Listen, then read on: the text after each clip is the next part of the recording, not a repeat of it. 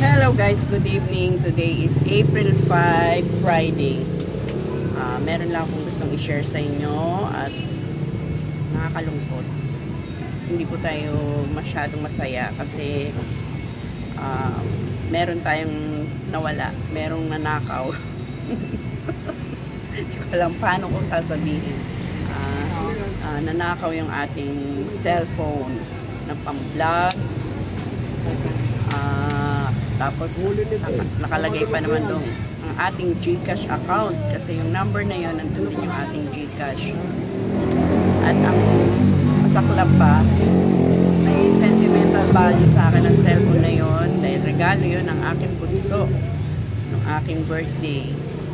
Kaya yun ang kinalulungkot ko.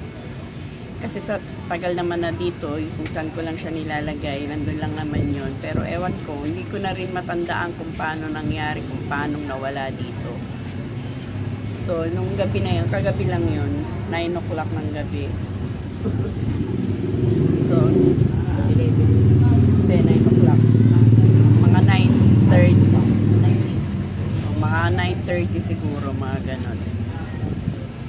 Kasi nga dahil na-busy rin tayo, marami rin bumili kahit gabi na. Hindi ko talaga matandaan kung paano niya nakuha. Kasi yung pinaglalagyan ko, dito lang naman din siya, katabi ko, malapit lang. Tapos nung tinatawag-tawagan ng mga anak ko yung cellphone na yon, nagre-ring siya ng nagre-ring. Tapos bigla nag-a-attended. Siguro nakailang attempt ng tawag, mamatay, tapos bigla pag tinawagan ulit tumutunog. Siguro gusto niyang talaga ma-access yung mga gusto niya ma-open, pero hindi siguro niya na-open yun. Kaya ginawa namin, nagpa-police report kami, nagpagawa ako ng police report. Wala yung mga manipis ng konti. Wala na yan lang, 40. Ayun nga, dahil na-locate yung location niya. Dito kami sa may Commonwealth, Katuparan Street, tapos na-locate yung location niya along Caloocan, Bagong Silang. So hindi siya taga rito sa lugar namin. Medyo malayo-layo pala siya. Siguro dayo lang siya rito or baka lalamog driver or rider kasi ang bilis niyang nakawala. Nung nalaman ko na nawala nga, tinawagan kagad namin. Pero ando na kagad. Okay lang sana kung dito lang siya sa malapit. Madali lang siya ma-locate talaga. At ang ginawa ko nga po ay pumunta ako sa Smart. Kinabukasan, pumunta tayo sa Smart para i-block yung number na yon. Kasi yung number ko na yon, matagal ko nang gamit yun. At nandun nga yung ating GCash. Kaya ayun, pinablock ko sa Smart. Tapos nagpa-postpaid ako para sa mga merong ganitong problema. Lalo na punta kayo sa mga, kung smart yung cellphone nyo, punta kayo. Punta ako doon sa SM Purview kasi malapit yung dito. Nagpa-post paid ako para 1 hour lang ma-block na agad yung SIM na yon. Kasi ngayon nahabol ko yung sa GCash ko. OMG, ang laki ng laman ng GCash natin doon. Kaya doon ako nag-alala. At isa pa, may mga pending akong video doon na naka-upload, kaya matagal-tagal tayo hindi naka-upload tuloy sa ating YouTube channel. Mga 3 days ago na, hindi ako sanay nang hindi nakakapag-upload araw-araw. So ayun, nawala. Hindi ko na dahil nga doon nakasave sa cellphone na yon. At ito nga yung ginagamit kong pang-vlog ngayon, bagong bili na po. Yung unit na ginagamit ko, hindi naman tayo maselan sa cellphone. Ito yung unang unit. Na-vlog ko na rin to. Redmi Note 12 Pro. Ang halaga nito ay 14,999 yung bili ko last year lang yun. Wala pang isang taon. Kasi July yung birthday natin. Kaya July ako niregaluhan ng aking bunso. So talaga napakahalaga sa akin ng na to. Kaya lang ewan ko talagang ang magnanakaw talaga naghahanap buhay din. Pero may balik yan sa kanya.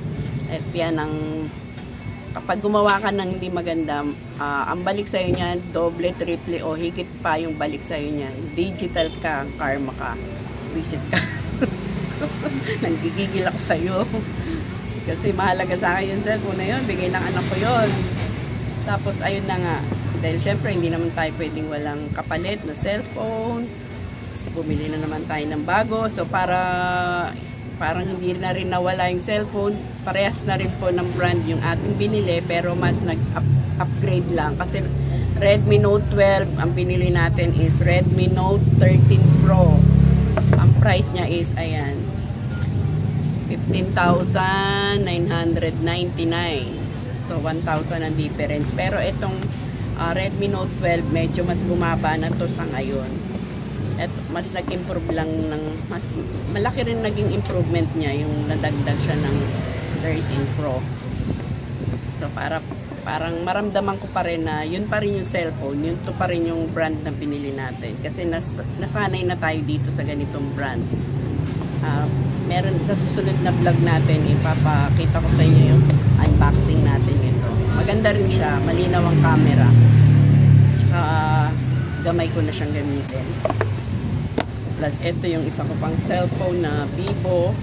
Sana ito na nga lang yung nakuha. Dahil ito, matagal na rin talaga to sa akin. Ilang taon na to, ilang bagsak na to. Pero ewan ko, magaling talaga yung magnanakaw. Ayaw niya nung medyo, pinili niya yung isa.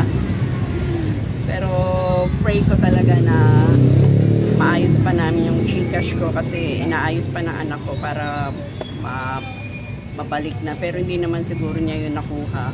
Kasi na-block na kagad namin yung number na yun. Ano pa bang masasabi ko? Kaya ayan, lesson learned.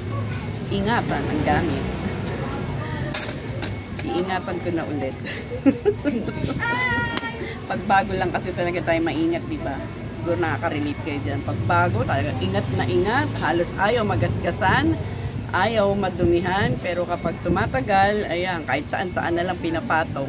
Parang kagaya nitong akin tindera, yung cellphone niya, kaya mali-lesson learned na siya dahil nangyari sa akin. Ingat na rin sa cellphone niya kasi minsan kung saan niya lang nilalapag. Kaya ayan, paano kung wala tayong pambili? Pero syempre, hindi naman natin to kinash. Ginamit natin na ating kaskas. Credit card tayo, guys. 6 months ko lang siya kinuha. Ang monthly niya is 2 plus yata yun. Kalimutan ko. Basta yan. Bye-bye guys. At ayan. Ingatan ng cellphone dahil ito ay mahalaga. At tulad nun, ang dami ko pang mga magagandang photos at saka files na nandun. Mga videos na sinisave ko talaga. Wala na, hindi ko na yun mababawi. Ay, pinasadyos ko na lang yun. Si Lord nang bahalang pumanti dun sa nagnakaw na yun. Hindi ka rin magiging masaya. Kasi hindi tama ang iyong ginagawa. Magtrabaho ka ng maayos, hindi ka na kaka-perwisyon ng kapwa mo. Trabaho ng maayos ha. Hindi yung papakain mo sa pamilya mo galing sa nakaw. Hindi maganda yan. Ayaw ni Lord ng ganyan. Kaya bye-bye guys. I love you and God bless us all. Bye-bye.